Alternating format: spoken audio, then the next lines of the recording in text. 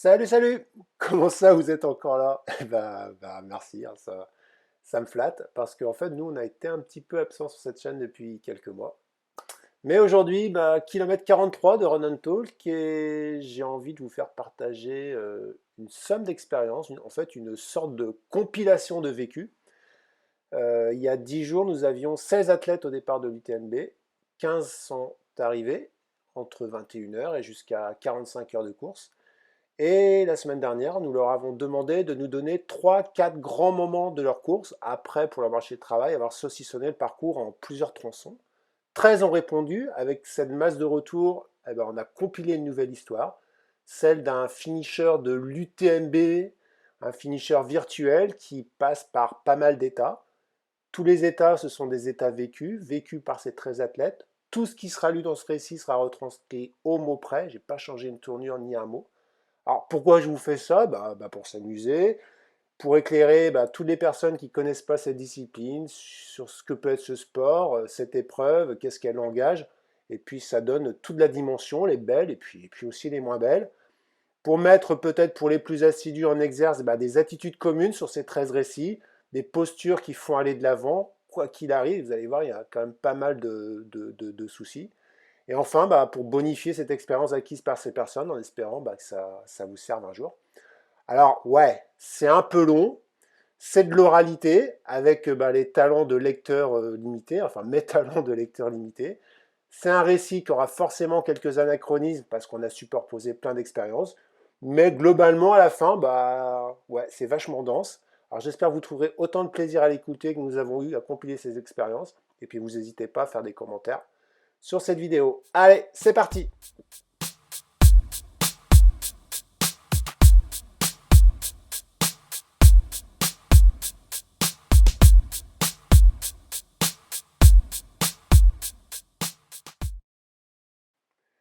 Mais qu'est-ce que je fous là?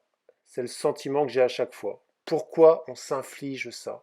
Pourquoi ne pas faire comme tout le monde et ne pas siroter une petite bière au bar du coin avant de se faire un petit resto?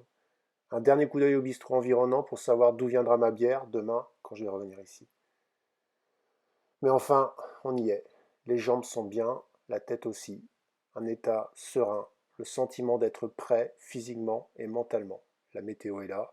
J'ai bossé et préparé, c'est mon UTMB. 8 ans que j'attendais ça. À nourrir ce rêve, à y penser très souvent, à franchir une à une les étapes pour l'atteindre.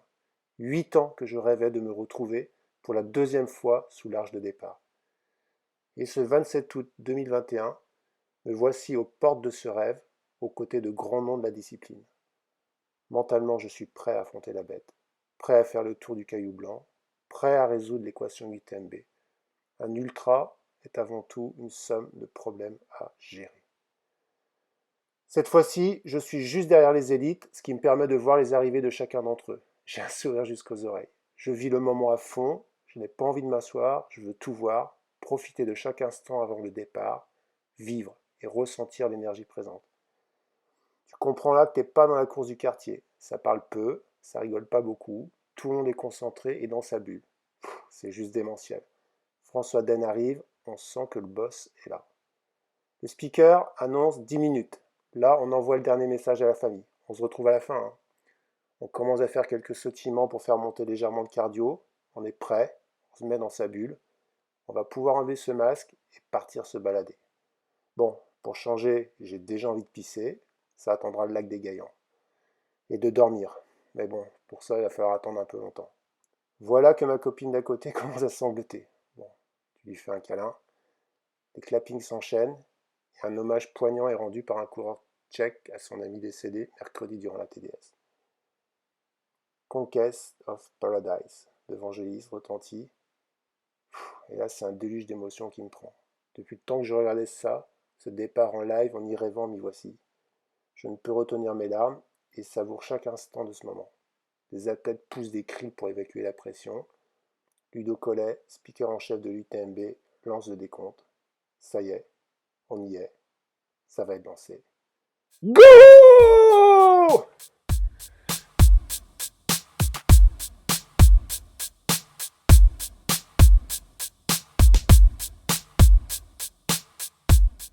Les coureurs sont lâchés. Je franchis l'arche mythique de l'UTMB, bousculade, je me fais tasser contre la barrière, bon petit stress.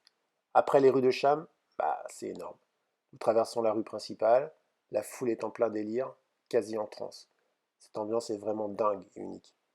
Ce qui est bizarre dans cette course, c'est que tous les spectateurs t'encouragent par ton prénom. J'ai du mal à m'y habituer, et à chaque fois, je crois que c'est une personne qui me connaît. Comme tu as l'impression que tu es le centre du monde, eh bien tu mets un point d'honneur à taper dans les mains de tous ces petits enfants aux étoiles dans les yeux, qui te tendent le bras en criant Allez, allez. Prudence. Je me répète, I1, I2, I1, I2. Je rentre dans ma bulle. Douleur au genou droit qui me laisse un léger doute, mais les premiers kilos me rassurent. Sur le plat, belle gamelle avec roulé-boulé. Résultat, les mains écorchées, le coude qui saigne aussi, et un choc sur le péroné que je vais sentir toute la course, notamment en descente. Je ne perds ni ne casse rien, et ça aura eu le mérite de me mettre dans la course pour de bon. Maintenant, il s'agit de ne pas s'emballer, de se laisser porter, mais pas trop quand même. Un seul mot d'ordre pour moi jusqu'à Saint-Gervais, rester dans ma bulle. Ne pas prêter attention aux autres coureurs et profiter de l'ambiance incroyable. Ça part trop vite à mon avis pour un ultra. Je vais mettre des bâtons pour descendre et ainsi soulager les cuisseaux. La route est longue, il faut déjà gérer. Je segmente la trace. J'ai envie. La partie jusqu'au contamine, pour le moins roulante, je reste dans mon allure confortable et partage cette partie en échangeant bien quelques mots, tant bien que mal avec mon anglais. C'est super sympa. Le rythme est très agréable. J'arrive donc complètement frais au ravitaillement. RAS, suis dans ma course. Tous les feux sont au vert. Bien. Je sais maintenant que je suis bien, que j'ai les cartes pour faire ma course. Je check, tout roule. Mon frère est présent sur les points strat.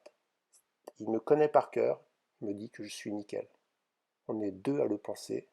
C'est bien.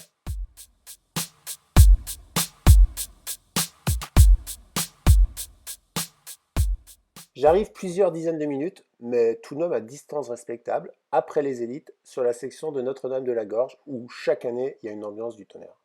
Quelques centaines de mètres avant cette section, un spectateur m'a dit Tu vas voir, il y a une grosse ambiance plus haut. Feu de camp, barbecue, pierre qui coule à four.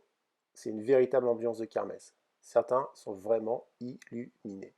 Les photographes canardent et les flashs crépitent. C'est bon. J'ai la sensation que je suis à la Philippe avec le maillot jaune arrivant au sommet du Ventoux.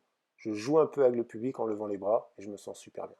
Et puis d'un coup, gros contraste, sans transition, c'est le silence. On commence la montagne pour de bon, plus personne, le calme, on est parti pour la nuit. Je rattrape des coureurs à l'appel sur cette montée. Je double un élite, scotché, à l'arrêt, il a déjà mis la veste. J'hésite à l'encourager, mais je le fais pas. Car dans des moments de détresse, perso, je déteste quand un coureur qui me double me dit un mot du genre Allez, ça va aller. Ça me donne juste envie de lui dire Ta gueule. Ça me fait mal pour lui d'imaginer ce qu'il doit vivre là, si tôt dans la course. Je me mets même à douter que je m'enflamme un peu trop en les rattrapant. La question, est-ce que je suis parti trop vite et jusqu'où je vais tenir comme ça? Arrivé au col du bonhomme, on y voit autant qu'à travers une pelle.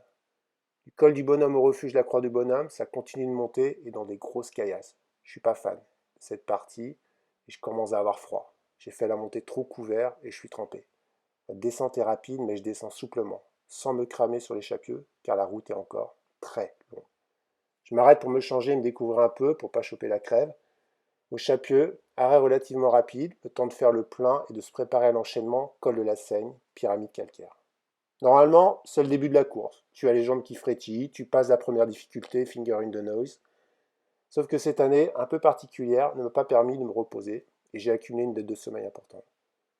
Voilà que mes yeux se ferment irrémédiablement, sans pouvoir lutter. Je distingue bien la fatigue et non une hypo ou autre. Je me concentre sur la montée. Ce col m'a été vendu cool et sans difficulté par un certain Christophe Mallardet. Il a raison, mais c'est interminable. On voit les frontales loin devant, et justement, on ne voit pas le bout. La montée n'est pas technique, mais très longue. Ce sera donc une nuit en mode zombie, faisant entièrement confiance à mon instinct de survie.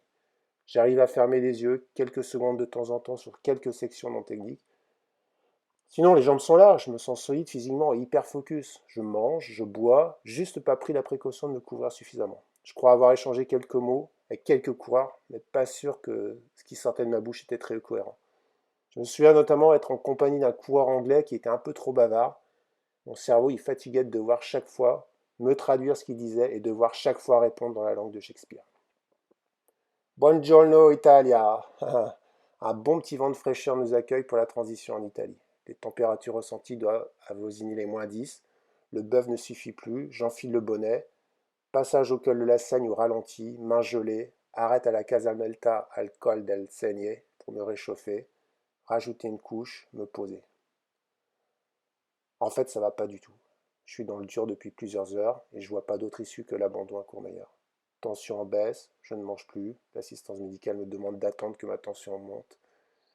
Je vais rester 1h30 avec test d'eau, puis du thé, du coca, quelques chips, un peu de jambon, puis feu vert pour repartir. Je repars sur la course. Pour l'anecdote, j'avais eu une défaillance et vomi à 100 mètres de là sur mon dernier UTMB. Je suis résigné. J'arrive au ravito du col chez Cruit. Là, je mange un truc et je m'assois. Et je repense à cette prépa que j'ai faite, tous ces heures d'entraînement.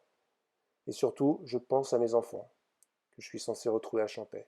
Si j'abandonne à Courmayeur, je pense à leur déception de ne même pas venir sur un ravito, eux qui n'attendent que ça. Là, je me mets à pleurer. Impossible de contenir cette émotion. Ça va me remobiliser. Changement de décision. Je continue au moins jusqu'à Champais, plus d'objectifs chrono, juste pour eux. Et aussi pour moi quand même. Je sais que je regretterai longtemps un abandon sans blessure. Pas d'affolement, l'ultra c'est ça. Alternance de petits coups de moins bien, et puis comme par magie ça revient. On va faire confiance à cette théorie. Je suis seul sur Terre, il me semble. Je serre les dents. Le jour commence à se lever. Le panorama sur le massif sud du Mont Blanc est exceptionnel.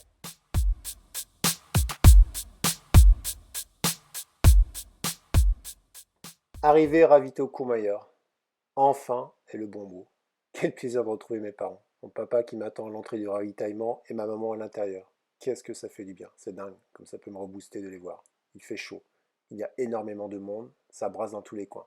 Je m'avance et là un bénévole m'intercepte pour me demander de me mettre mon masque alors que je suis à 2 mètres de la table où je vais me ravitailler.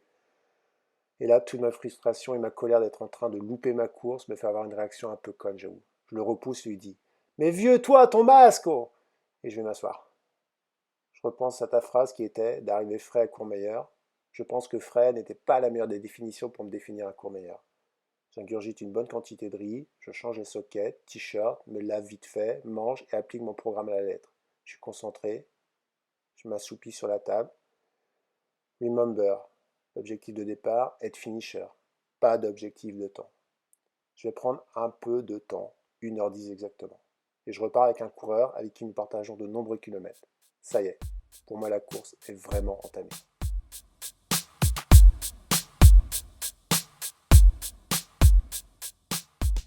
Ça repart donc du Courmayeur, plutôt calme à cette heure matinale, et là, pam, montée à Berton. Oh, elle est coquine celle-là. Pentue et pleine de racines et de pierres, ça monte vraiment lentement. C'est assez pénible, j'ai la sensation de me traîner, j'ai l'impression parfois que mes bâtons me servent uniquement à garder l'équilibre. Je m'aperçois que l'élastique de ma ceinture est décousu, plus moyen d'y glisser les bâtons pliés. Je vais devoir les garder à la main jusqu'au bout. Passé le refuge, on attaque le long chemin en balcon, le long des grandes Jorasses. C'est magnifique et ça se court. C'est beau et ça se court. C'est beau et ça se court. En fait, à un moment donné, ça me semble interminable. Je finis en marchant et je me fais passer par pas mal de monde. Toujours des surprises sur ce magnifique chemin. J'ai pu y découvrir des athlètes vomissant et courant en même temps, des athlètes à l'arrêt pour problème d'estomac, des athlètes qui disparaissent d'un coup sans prévenir. Mais cette année, je suis plutôt concentré sur ma personne, car j'accuse de belles douleurs aux jambes et la suite de la balade va être encore longue. Nous faisons rejoindre par un autre coureur qui a un rythme impressionnant, mais qui restera dans notre foulée jusqu'à Arnouva. Puis, peu avant Arnouva, le coureur qui nous a rattrapés au rythme impressionnant nous double en nous laissant passer un petit «Sorry». Que ne fut pas ma surprise que de voir que c'est une femme qui me passe. Ça me fait bien mal à la tête et aux jambes, et ça me met même le doute sur le fait que je fasse une bonne course. Ou pas. Mais juste après, on rattrape un élite homme qui avait l'air d'avoir plutôt froid. Du coup, ça me relance. La descente sur un niveau est chiante. Mais je reste dans ma course et je bois. Je ne veux pas rater ma course à cause de cela. Je l'ai trop fait auparavant. Arrivé à Arnouva, on voit le grand col Ferret tout là-haut. Ben, curieusement, ça me rassure. C'est long mais pas trop raide. Ça peut passer. Et ça passera. Montée du grand col Ferret, à nouveau petite baisse de régime. Il fait super beau, mais de bonnes rafales de vent en provenance du nord-est rafraîchissent l'atmosphère. Les traces se multiplient par endroits, la fatigue s'accentue et je me dis qu'une petite somme serait le bienvenu. Je m'écarte légèrement du chemin et plonge sur un magnifique tapis herbeux à l'abri du vent en plein soleil. À peine 10 minutes, requinqué, je me relève d'un bond. Au sommet, on bascule sur le versant suisse pour attaquer la longue descente jusqu'à la folie. Tout en me laissant glisser le plus souple possible, je reprends pas mal de monde. Cette petite sieste a été vraiment salvatrice. Bizarrement, après ma nuit de folie, je suis pas fatigué. Je pense pas souffrir physiquement sur cette course. Et à part le coup de moins bien moralement au 110e kilomètre, le fameux j'en ai marre, c'est long, mais pourquoi je fais ça? J'ai pas l'impression de me traîner comme une limace sur la route de bitume. Non, je relance, je cours sur le plat. Enfin, c'est un bien grand mot, je dois atteindre les 7-8 km/h. Par contre, mes méninges ne sont pas remis de la nuit et continuent à inonder mes yeux de folles images. J'avais l'impression d'avoir pris un shoot d'ivresse des profondeurs en ayant tapé 60 mètres sous la mer à toute bringue. Mais j'ai un peu de marche par rapport à la dernière fois. 8 minutes de marche, et j'avais bâché. Allez, go, on tente de poursuivre. Je fais 100 mètres, et je sens un autre coureur derrière moi. Je lui propose de laisser passer, il me répond je suis bien, le rythme me convient. Et on va faire les 60 derniers kilomètres ensemble. Lui est persuadé de finir, moi avec pas mal de doutes, même âge que moi, même niveau. Ouais, coup de chance qui m'a boosté et accéléré le temps. L'arrivée à la folie, ma femme et mes enfants me font la surprise d'être là. Complètement absorbé dans mes pensées, je ne les vois qu'au dernier moment. Et ben là, grosse montée d'émotion. Je pleure à nouveau. Je m'arrête, les serre dans mes bras. Je les vois tellement à fond et inquiets à la fois. Je leur promets que je vais tout faire pour aller au bout. Et même si mon corps me demande qu'une chose, c'est de mettre fin à ces souffrances. Je sors le téléphone pour la première fois, j'ai plein de messages d'encouragement. Ouais, ça me booste. Et j'entame cette partie vallonnée dans de bonnes conditions, sans m'enflammer jusqu'au pied de Champais. On traverse des petits hameaux suisses avec des maisons et des jardins bien propres.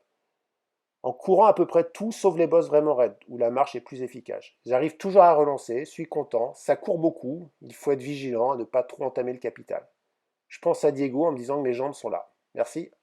J'entame la montée de Champais et je me rends compte que c'est bien les montées, où j'ai le plus de peine dans les cuisses en béton, mais par contre j'arrive à relancer chaque portion plat en courant.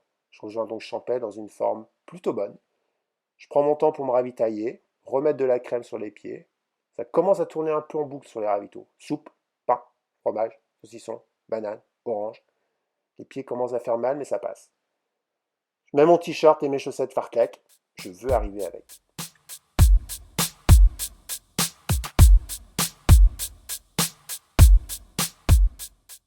Dernier quart de course, les derniers kilomètres ne sont pas les plus simples.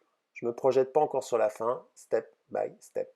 À chaque sortie de ravito, je me projette uniquement sur le ravito suivant. Avant Trian, la giette interminable. Je fais un gros effort pour rester dans ma course, ne pas tomber dans une brèche émotionnelle ou autre. J'aime ce coin, j'y ai beaucoup de souvenirs, je le connais très bien. Depuis Champais, je remonte dans le classement, je tiens plutôt mon allure, mes pieds me lattent et j'ai envie d'arriver. Je fais sans doute une erreur en relançant dans la descente sur Trian. À force de reprendre du monde, mon esprit de compétition est revenu au galop. Trian, dernier ravito suisse, je repars le couteau entre les dents, je connais la suite par cœur, j'ai pour habitude de bien finir mes courses. Je repars sur la montée des cèpes et là, je vais payer. Le forcing dans la descente. Je fais essayer de monter en serrant les dents et en essayant de limiter la casse. Dès les premiers lacets de la montée, la cabane tombe sur le chien. Énorme coup de bambou. Je n'ai plus de force, à chaque pas j'ai envie de m'écrouler. Il va falloir puiser loin pour aller au bout de cette aventure. C'est dur, très dur. Mes yeux se croisent, plus de vision en 3D, je vois des mecs dans des ascenseurs, bref. Mec, t'es fatigué. Je le sais, je gère. On paie pour venir faire ça. Enfin, c'est un gars qui me passe. L'ambiance entre les coureurs est assez curieuse sur l'UTMB. Il y a peu d'échanges entre les coureurs, je trouve. Peut-être le contexte international, la barrière de la langue ou l'enjeu d'une course de renommée mondiale. Les langues se délient davantage sur la fin dans les moments difficiles. Je cherche des points positifs. Je pense à ma famille, à mes proches, au chemin parcouru. Je m'accroche à tout ce qui passe. Il y a 10 ans, quasi jour pour jour, je subissais une opération des hanches. Non, non, ce n'est pas dur. Ce qui est dur sont les malades en réanimation. Ce sont les réfugiés en Afghanistan ou ailleurs. Ce sont les victimes des dérèglements climatiques. Ce sont des marches de soldats dans le froid polaire lors de la campagne de Russie sous Napoléon. Oh, je parle loin là. Mon estomac me lâche, le sucré ne passe plus, ça me donne envie de vomir. Heureusement, j'ai encore quelques purées salées. J'arrive péniblement au cep, c'était l'avant-dernière bosse. À la bascule, je parviens plus à me laisser glisser. Le vent me fait mal à chaque impulsion. Je reconnais plus trop la descente, je me dis de nouveau, comment je vais descendre?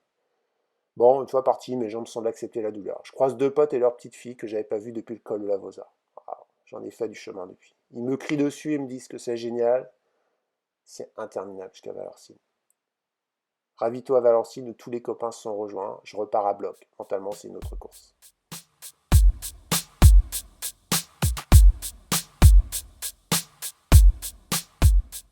Je cours jusqu'au col des Montets. Ah ouais, les gens ne veulent plus descendre, mais le plat, le faux plat, le monté, ça va. La fin! Ah non, en fait, c'est parti pour une montée interminable. Sur le topo, tu vois 20, 1000 D+, il te reste 3h30 sur ton temps prévu pour le faire. Étant donné le parcours hyper roulant des 150 derniers kilomètres, tu te dis, c'est bon, ça va le faire. Et là, c'est la surprise. Tu bascules sur l'Ultra di Corsica de nuit. Pas possible de courir. Caillasse, caillasse, caillasse. Je croise un bouquetin à travers du sentier, magique. T'arrives au pointage de tête au vent. C'est ça, tête au vent. Ce petit monticule de pierre entouré de panneaux que t'as croisé 20 fois en rando, carrefour entre le lac Blanc et le Flégère. On en fait un foin pour pas grand chose en fait. Surtout que ce soir-là, bah, il y a zéro vent. Puis, on pourra redescendre en douceur à Chamonix. Mais non, on va plutôt essayer de trouver un chemin qui passe par tous les pierriers du coin avec un bon gros désordre qui te rappelle que chacun de tes ongles et tes orteils sont capables de te faire souffrir. Et 2 heures après, t'es toujours paumé dans tes cailloux avec en vue la lumière du ravito de la Flégère qui s'éloigne toujours plus. Inatteignable. C'est long jusqu'à la Flégère. Prends pas de risque. Je marche pour enjamber chaque caillou, alors autant te dire que j'avance pas vite. Et j'aperçois la Flégère. Ok, quand je serai là, ce sera déjà bon signe, mais c'est long. Tu vois le ravito et tu arrives jamais. Mais tu sais que dans quelques kilomètres, c'est la ligne d'arrivée, alors tu avances. Accompagné du mec que tu as engueulé car il voulait plus bouger sur son rocher par 5 degrés, trempé de sueur, qui te dit entre deux vomis de le laisser là, qu'il est malade et qu'il veut dormir. Non, non, non, tu vas venir avec moi jusqu'à la Flégère, hors de question que tu te refroidisses toute seule dans la nuit. Ce même garçon qui au final te doublera 2 kilomètres avant l'arrivée pleine bourre. Ouais, visiblement ça allait mieux. Le début de la descente est raide. 15 123 254. Si, si, tu peux recompter, moi j'ai eu le temps. C'est le nombre de cailloux entre la Flégère et Chamonix. C'est horrible. Je morfle. C'est dur. Mais je sais que la binouse n'est pas loin. Ici, je ne réfléchis plus beaucoup. La gestion est celle des douleurs et je suis content d'avoir joué l'économie avant. Le peu d'énergie qui me reste est nécessaire. La foulée un peu pourrie mais encore présente, je suis sur le point de boucler ma course. Chaque caillou, c'est une épreuve. J'ai mal partout. Bref, je serre les dents. Bizarrement, mes jambes ne sont pas plus fraîches, mais la tête va mieux. Bon, c'est bien le mental qui commande. Puis, un caméraman me commence à me filmer. Plus que quelques kilomètres, c'est fini, il me dit. Ouais, ouais, ouais, ouais. Mais tant que j'ai pas passé cette putain de ligne, c'est pas fini. Je me remémore la dernière descente du Grand Raid, c'était pire. Je me dis, ça va du coup. On me dit que par la suite, j'étais vraiment pas beau à voir descendre. Tant pis. La Floria, le pont sur la route et le plat. Enfin. Même pas moyen de se faire une cheville dans la descente. Je vais tout faire en marchant. Je commence à avoir des hallucinations. J'aperçois des petites figurines dans les arbres. J'entends des bêtes sauvages au loin. Je ne compte plus le nombre de coureurs qui me dépassent, souvent sans même un petit mot d'encouragement. Une certitude désormais, je vais aller au bout. Je vais être finisher de l'UTMB. Pour la première fois, je me vois passer sous l'arche d'arrivée.